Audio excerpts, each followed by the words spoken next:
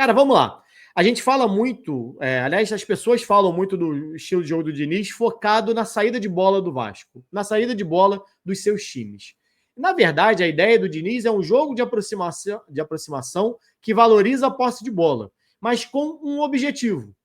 Normalmente é aproximar jogadores num setor e buscar uma inversão rápida tirando da pressão. O que a gente vai ver aqui em alguns lances é exatamente isso. Esse lance aqui é o que dá origem, primeiro o Coutinho pressionando e o Vasco com 5 jogadores muito próximos da bola. O Vasco movimentando seus jogadores para um setor onde está a bola. Então a referência de posicionamento desses jogadores é a bola. Né? Então você precisa criar uma superioridade no setor da bola. É o que busca sempre o Diniz, para depois conseguir atacar o espaço mais aberto. E aqui o Vasco consegue recuperar essa bola, tenta sair jogando tranquilo lá de trás, sempre jogadores muito próximos, opção de passe, o Coutinho baixando para ajudar na construção. E aí, cara, só um detalhe, eu vejo muita gente falando que isso é uma mudança do Diniz. Não é. Com o Carille, o Coutinho já voltava para ajudar na construção. Funcionando ou não, mas era algo que buscava dentro de uma outra ideia de jogo. E aqui a gente vê exatamente a aproximação, o Coutinho erra o passe, o Nuno recupera. Olha só quantos jogadores do mesmo setor, 7. De 10 jogadores da linha, 7 jogadores concentrados pelo lado esquerdo no espaço muito curto. Olha só.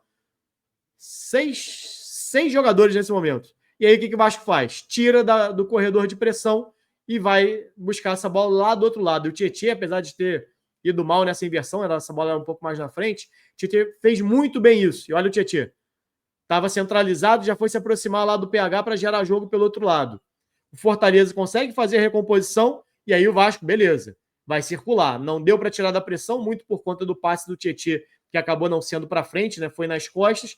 E aí o Vasco, posiciona os seus 2 laterais bem abertos e joga 4 jogadores por dentro. Então, Ryan, Nuno se aproximando do Verratti e do Coutinho, jogando mais por dentro. E quem está abrindo espaço, abrindo campo, são os laterais. E aqui, fundamental, o Luiz Gustavo, tá? Falei aqui mais uma vez, fazendo um grande jogo. Luiz Gustavo pisa na bola, a gente está acostumado muito a ver rodar de um lado, rodar para o outro e muitas vezes não mudar o ritmo do jogo. O Luiz Gustavo, o que ele vai fazer aqui é exatamente mudar o ritmo do jogo. Ele vai pisar na bola e aquela bola que normalmente giraria lá para o outro lado, né? Você vai até a esquerda, volta para a direita, e muitas vezes sem conseguir ser agressivo. Olha o que o Luiz Gustavo faz. Ele pisa na bola, muda, e já mete de volta lá no Piton. Pronto. O time do Fortaleza estava começando a subir para pressionar o zagueiro, imaginando um passe que ia rodar lá para o lado direito de ataque do Vasco, tem que frear e voltar para onde estava anteriormente. E aí gera espaço para o Piton, gera espaço para os jogadores do Vasco. Olha só o espaço que cada jogador tem de distância entre ele e o marcador. Esse movimento da bola, esse balanço na defesa faz gerar esses desmarques. E aí o Vasco chega para finalizar primeiro com o Coutinho, se eu não me engano, e depois com o Hugo Moura. E desse lance gerou o escanteio que sai o primeiro gol do Vasco. Pô, Garani, como é que você sabe que isso foi organizado, não foi uma casualidade?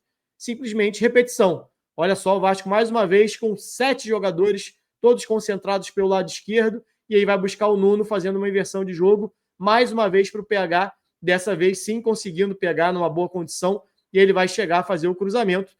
E aí o cruzamento, o zagueiro corta, é aquele lance que depois o Verratti tenta fazer a parede do Coutinho e não funciona. Mais uma vez, lado esquerdo de construção, olha quanto jogador do Vasco, todo o mesmo setor. Inclusive o Diniz dá um nome para isso, que é como é que é? Corredor cheio. O Diniz usa exatamente esse termo, deixar o corredor cheio. Que aí, o que acontece com o time adversário?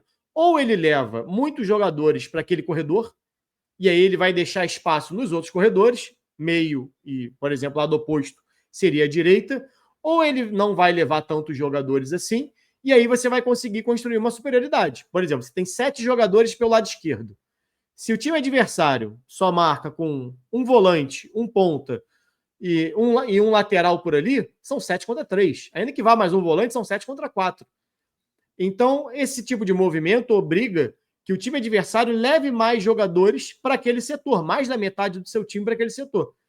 E aí, ou você leva vantagem nesses duelos, se igualar o 7 contra 7, você precisa levar vantagem, você precisa confiar, da coragem para jogar, que o Diniz tanto fala, então você precisa de confiança para construir nesse 1 contra 1, ou você tira da pressão e acha o outro lado oposto com mais liberdade. Ó, o Vasco consegue progredir pelo lado esquerdo e tenta uma bola rápida para o outro lado. Ó, o PH mais uma vez com liberdade. Dessa vez o Coutinho vai dar um passe nas costas também. A jogada, acho até que desenrola. Acho que é esse lance que o PH ele recupera a bola quase em cima da linha e faz o cruzamento para o Verratti cabecear para fora. Agora é o lance do terceiro gol do Vasco.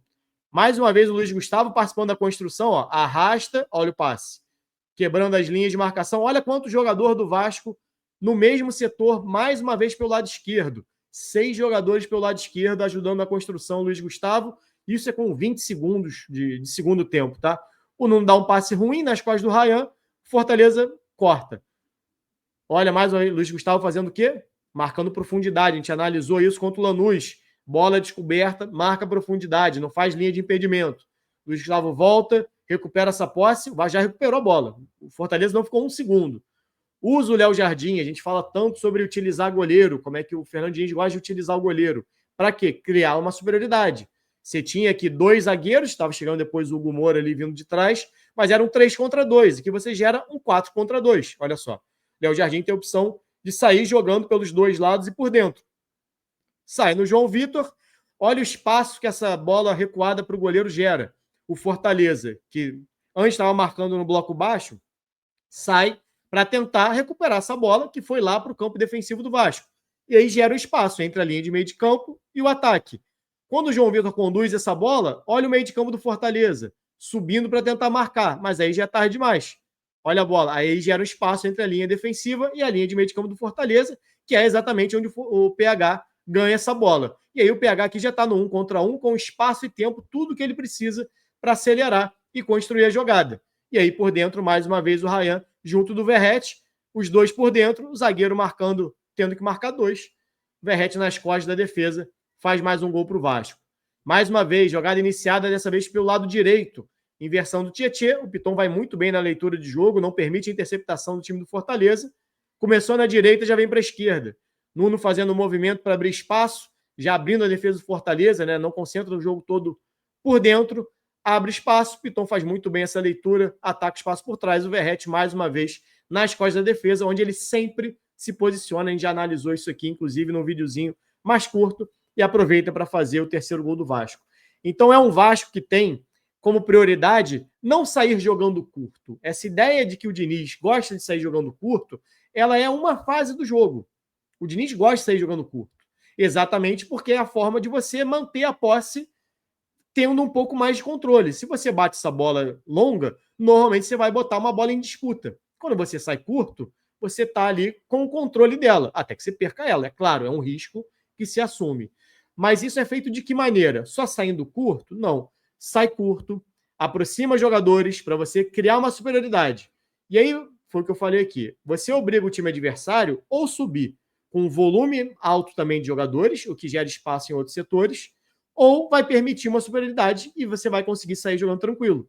Se você vai sair com 4 jogadores pela direita, o time adversário leva 2, é sua obrigação desses 4 jogadores, conseguirem passar por esses 2 construindo.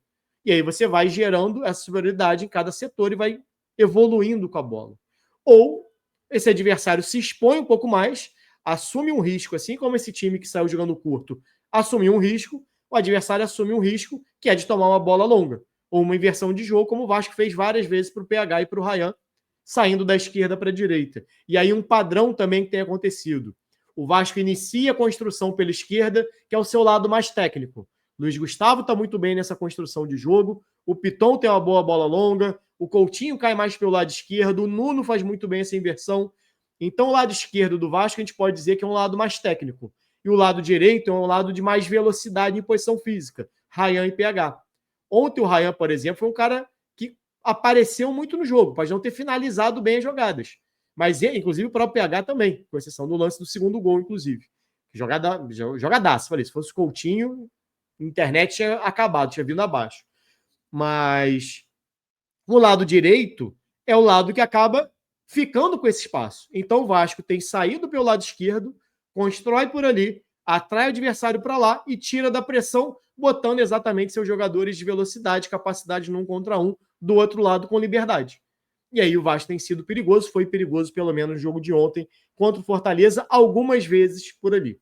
Então é o início do dinizismo, com tudo que tem de bom, que tem de ruim, que tem de risco a correr e de risco a fazer os outros correrem.